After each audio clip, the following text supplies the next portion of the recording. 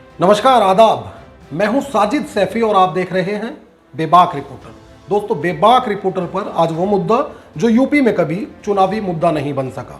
वो ज़रूरत हर किसी की है, लेकिन बावजूद इसके उस पर बात कोई नहीं करता, या यूं कह लीजिए कि अगर आप बात करते हैं तो उसे कोई नहीं सुनता। सबसे पहले आप जानिए, हवा तेज चली तो बत्ती गुल, बारिश आ गई तो बत्ती गुल, अगर थोड़ी सी भी आंधी आती है तो पता नहीं कब तक के लिए बत्ती गुल। उसके बावजूद बिजली इतनी महंगी कि आम आदमी उसे जला ना सके। उसके बावजूद सरकार इसे कहती है निजीकरण की ओर, विद्युतकरण को निजीकरण की ओर लेके जाएंगे। बिजली इतनी महंगी क्यों है, इस तरह बत्ती गुल क्यों होती है, अधिकारी इस पर बात क्यों नहीं करते, और सबसे अहम और ज़रूरी कि आखिर सरकार इसका निजीकरण क्यों कराना चाहती है। तो आज इन तमाम चीज़ों पर बात करेंगे, लेकिन उससे पहले एक तो वीडियो आप पूरा देखिएगा, और अगर अभी तक भी हमारा चैनल सब्सक्राइब नहीं किया तो कर लो। तो सबसे पहले हम समझते हैं कि आखिर हर महीना जो हमारे घर बिजली का बिल आता है वो इतना महंगा क्यों दिखाई पड़ता है।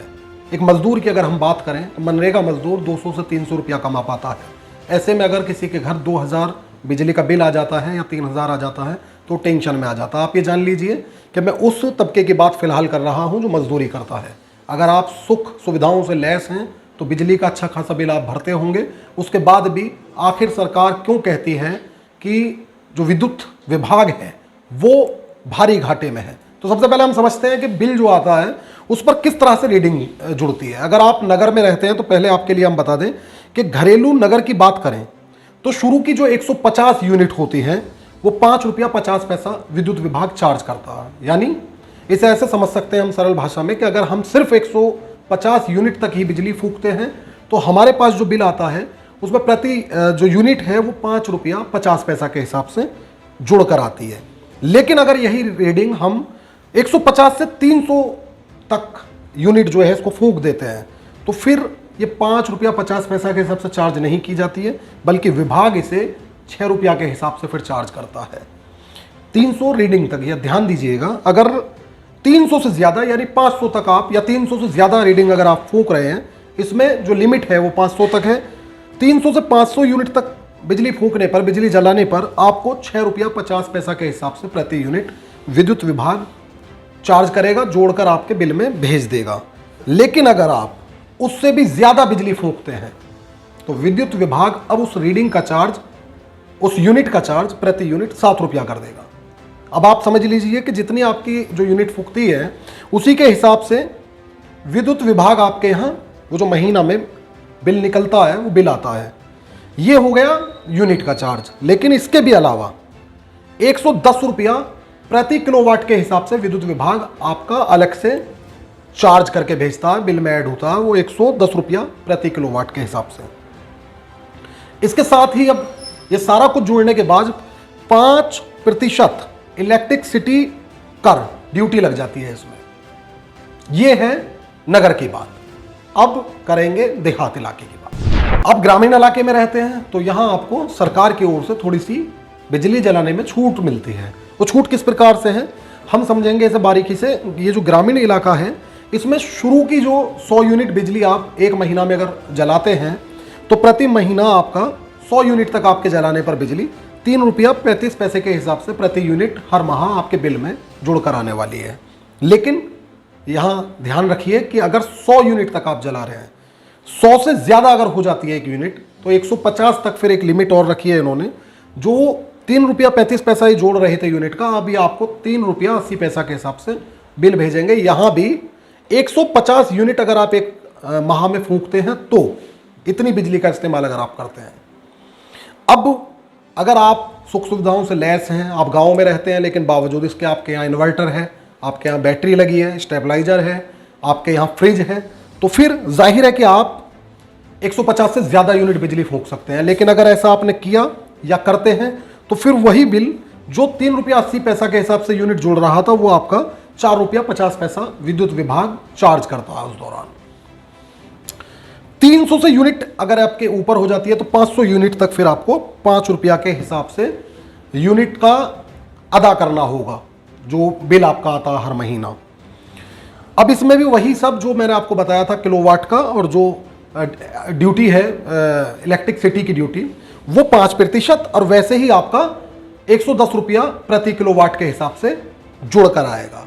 अब बात करेंगे कि विद्युत अधिकारी इस पर आखिर क्या कहते हैं। अभी तक के वीडियो में आप समझ चुके होंगे कि आखिर बिजली इतनी महंगी क्यों है, और आखिर जब बिल आपके यहाँ तक आता है तो धीरे धीरे इतनी सारी उसमें कर जुड़कर वो इतना महंगा क्यों हो जाता है।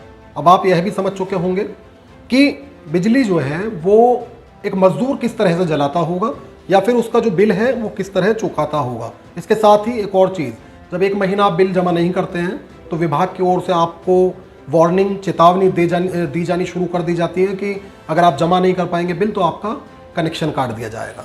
अब मैं आपको एक बात बताता हूँ। यूपी के जो ऊर्जा मंत्री हैं श्रीकांत शर्मा, उन्होंने 25 नवंबर 2020 को एक बयान दिया था। उनके इस बयान में कहा गया था कि जो विद्युत विभाग है यूपी में वो 90,000 करोड़ के घाटे में है। अब सवाल ये कि बिजली इतनी महंगी, हर दूसरा इंसान बिजली के बिल को लेकर परेशान होगा। आप में से बहुत सारे लोग होंगे जो बिजली इतनी महंगी है इसको लेकर परेशान है, और कहीं ना कहीं आपका मन करता होगा कि दिल्ली में अरविंद केजरीवाल ने जैसे अपने जो मतदाता हैं उनको, अपनी जो दिल्ली की आवाम है उसको बिजली फ्री दी है काफ़ी हद तक, तो आपको भी मिले। लेकिन यूपी के ऊर्जा मंत्री कहते हैं 90,000 करोड़ के घाटे में है विद्युत विभाग। इसीलिए सरकार इसके निजीकरण की ओर बढ़ रही है। सरकार की ओर से कई बार ये बात कही जा चुकी है कि विद्युत विभाग को निजीकरण किया जाएगा विद्युत विभाग का। ऐसे में आप एक चीज़ समझिए कि सरकारों का हमेशा से प्रयास रहा है कि वो मोमबत्ती और लालटेन वाला ज़माना, अगर आपको याद हो, वो किसी को ना जलानी पड़े, स्विच दबाए बल्ब जल जाए इस तरह से, और उजाले में रह सके, हवा खा सके। अगर ये निजीकरण, विद्युत विभाग का निजीकरण होता है उत्तर प्रदेश में, तो हाँ, जो जर्जर व्यवस्थाएं हैं उनमें बिल्कुल सुधार हो सकता है। कहा जा सकता है कि उनमें काफ़ी हद तक सुधार होगा। लिहाजा बिजली इतनी महंगी हो चुकी होगी कि शायद कोई मजदूर उसे ना जला पाए।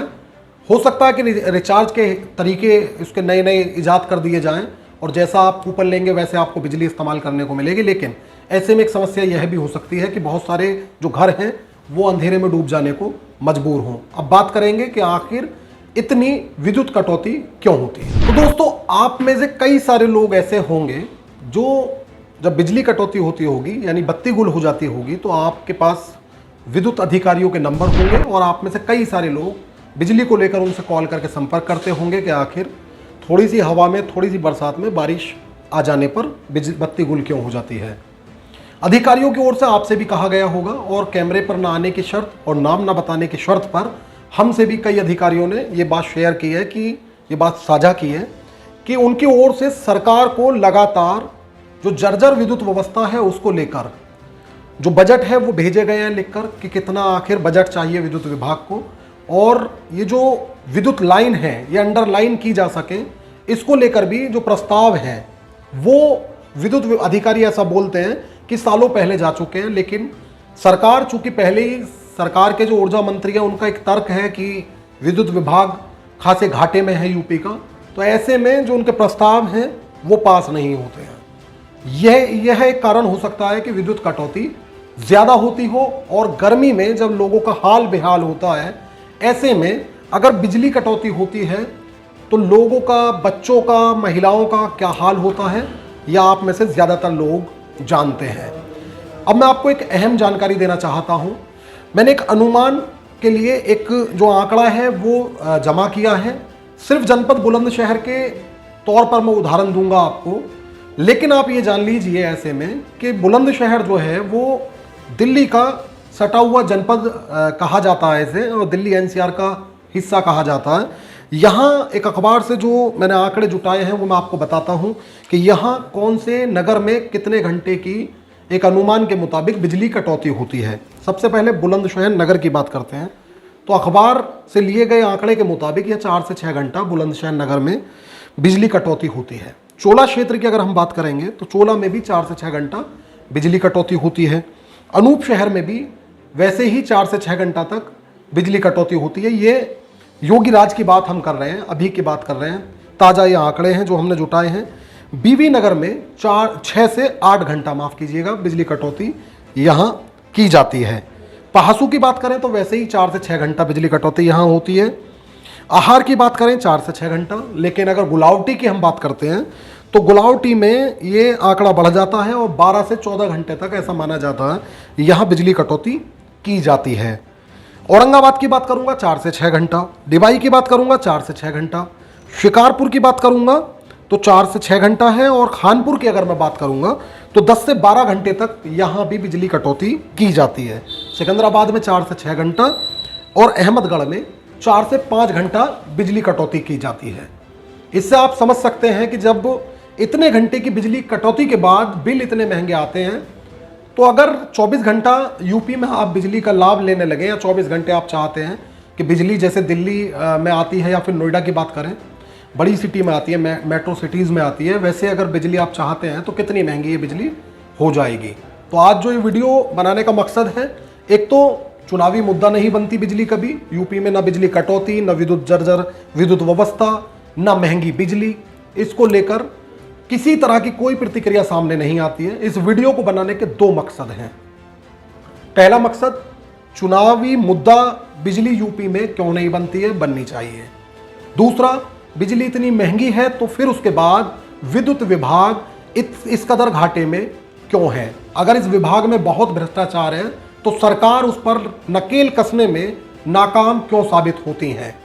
और सबसे अहम और ज़रूरी बात कि आखिर यूपी में कब तक जर्जर विद्युत व्यवस्था रहेगी, कब तक आपको और हमें ऐसे ही परेशानियों का सामना करना पड़ेगा। वीडियो आपको अच्छी लगी हो तो अपने दोस्तों, परिचितों और रिश्तेदारों में शेयर ज़रूर कर दें। आगे भी इस तरह की वीडियोस देखना चाहते हैं और चैनल को हमारे सब्सक्राइब नहीं कर पाए हैं तो बेबाक रिपोर्टर को बिना कोताही बरते सब्सक्राइब ज़रूर कर दें। नमस्कार, आदाब, जय हिंद। ताकतवर सरकार और गोदी मीडिया के दौर में खबरें पीछे छूट जाती हैं। न्यूज स्टूडियो से हर शाम उठने वाले झूठ के शोर में सच की आवाज दब जाती है। जी हुजूरी करने वाले एंकर दलित, पिछड़े और मजलूमों की बात नहीं करते। जब हो झूठ का बोलबाला और सच जानना चाहते हो आप, तुरंत सब्सक्राइब करिए बेबाक रिपोर्टर और लिंक को शेयर करके तुरंत बेल आइकन दबाएं ताकि हम पहुंचा सके सच आप तक हर कीमत पर।